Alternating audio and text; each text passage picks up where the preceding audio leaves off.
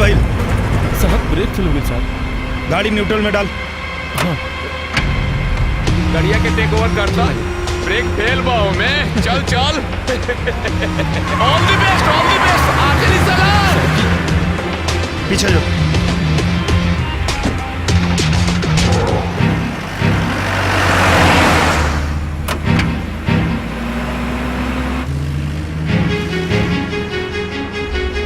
भगवान के याद को ले। याद कर लेते हूँ, भगवान के याद कर ले। ब्रेक नहीं खे। हाँ हमार ब्रेक लागत नहीं क्या और तू ब्रेक मार पाइबे ना। चल भाग। पता न का हंस के बोलत रहे। हमार गर्लफ्रेंड पे लाइन मारा था, हम बर्दाश्त कर ले। अब आई लूट पहाड़ के नीचे, अब हाथ जोड़ के भगवान भगवान करत रही लेकिन कुछ ना हुई। गईल भैंस पानी में।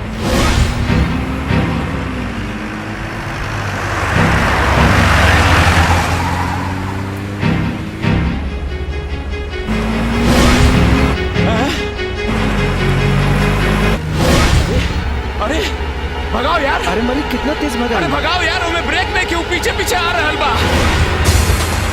भगाओ भगाओ भगाओ अब भगाओ जल्दी, जान मार दी हमरा के।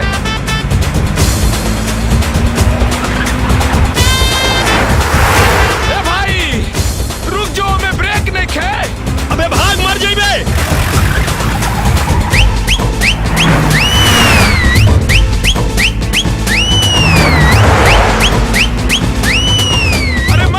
भाई अरे गलती हो गई, गलती। ब्रेक नहीं के लागत हम का करीबे। अरे तू बढ़ाओ यार, क्या सोचता रे। कहो तानी कि बढ़ाओ बढ़ाओ तो समझ में नहीं आवा।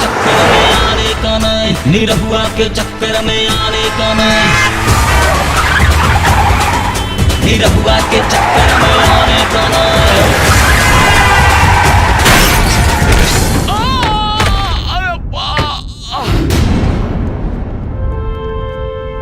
आराम से।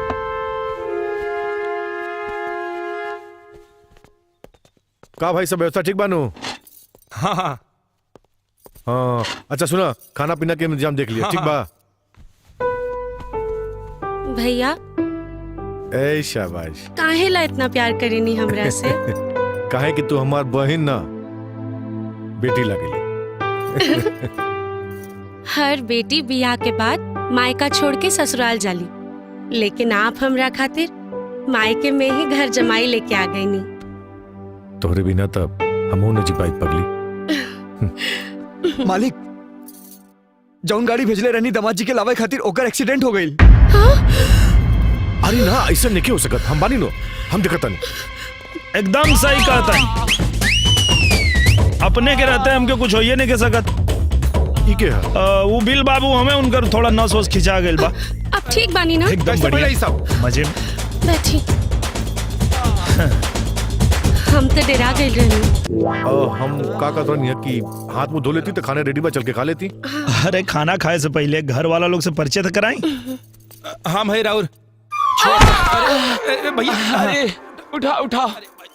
आराम से। अरे बहुत दर्द हुआ था, न तो हम बता देते कि हम के बनी जा। अरे कोनो बात ना, आराम से बताइए। हम राउर ममिया ससुर बन। प्रणाम। हम रउआ के ससुरे लागो। और हम राउर सास बनी। और हम राउर सरहज। आई दामाद खातिर वीआईपी कुर्सी बैठी। आराम कुर्सी की जरूरत हमरा ना, इनका बा, इनका के बैठा। भैया अरे अरे हम यही बैठ जाए। ना ना हमरा आराम के जरूरत बा। चोट तो सर पे लागल बा, दर्द पछवाड़ा से काहे निकलता। ऐजा बैठ जाता नहीं। अच्छा घर के बड़ बुजुर्ग बानी, आप बैठिए। ना ना हमके डॉक्टर मना कइले बा। अच्छा शुरू करी ना।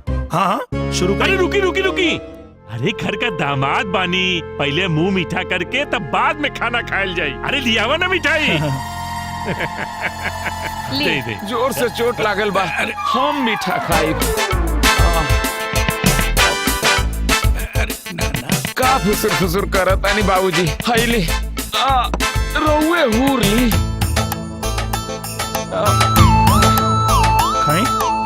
ना ना हम हमरा ढेर आदमी के सामने लाज लागेला। हम अलग ले जाके खा ले थली, रउआ लोग खाए। अरे एक दो गो मिठाई खाए के रहे, पूरा प्लेट में लेके गईलन। तैयारी तो आप लोग बहुत अच्छा कैले रहनी है, लेकिन वो कहा कि आज हम उपवास पे बानी, तो आज खाली हम फल खाई।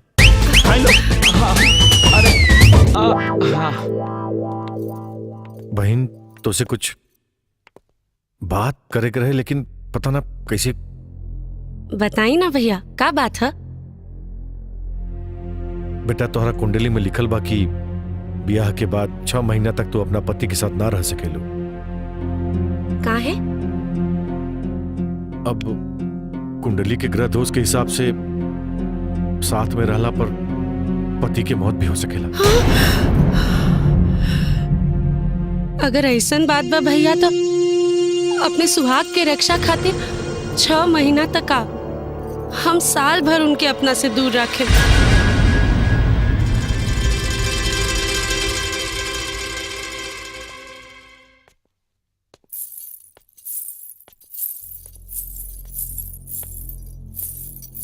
हमेशा दुल्हा दुल्ही के इंतजार करेले, और यहाँ दुल्हा दुल्ही के इंतजार करता। सेज तैयार और दुल्हन फरार। का बात बा? बात ये बा कि एगो खेल खेले के बा। अरे तो वो खेल खेले खातिर तो हम इंतजार करता नहीं। चला खेलल जा। ई कौन खेल? पंजा लड़ावे के। तो रात भर ही खेल खेले के बा? हाँ, जब ले नींद ना लग जाए तब ले। घर भर पगला है का? कुछ करनी है का? अरे कुछ काला के छोड़ा, कुछ करा।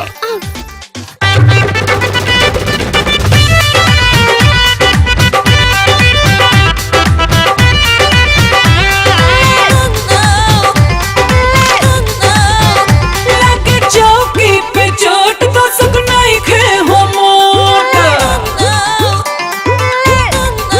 हाँ, लगे चौकी पे चोट तो सुगनाई खे हो मोट। लगे चौकी पे चोट तो सुगनाई खे हो मोट। आवा तू ऊपर हम नीचे रही हो, आवा तू ऊपर हम नीचे रही हो।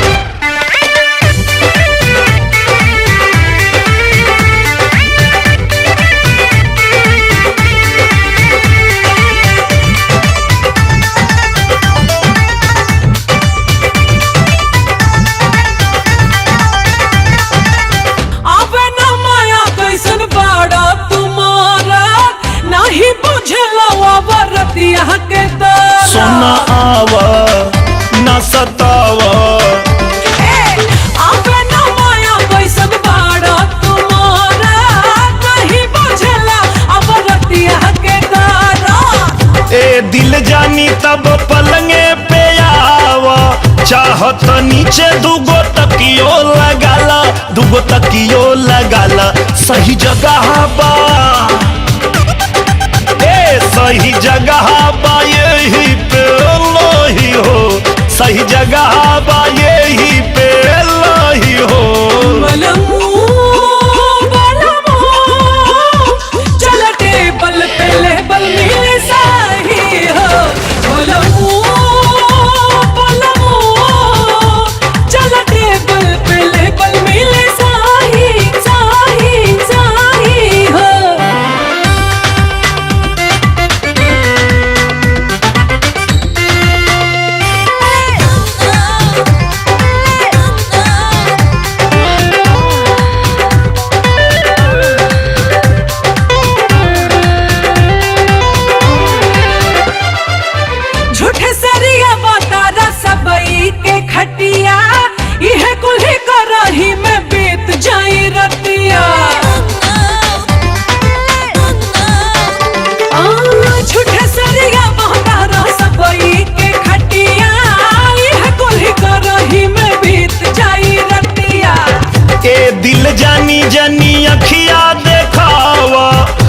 बिछा बिछावा तनी भुइये नुआवा आके मजा उठावा चौकी पलंग ना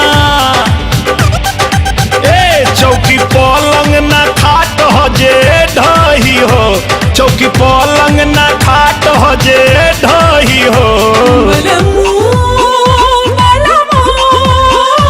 चलते पल पे लहबल मिले साथी बलमू चलते पल पे लहबल मिले साही हो बलमू।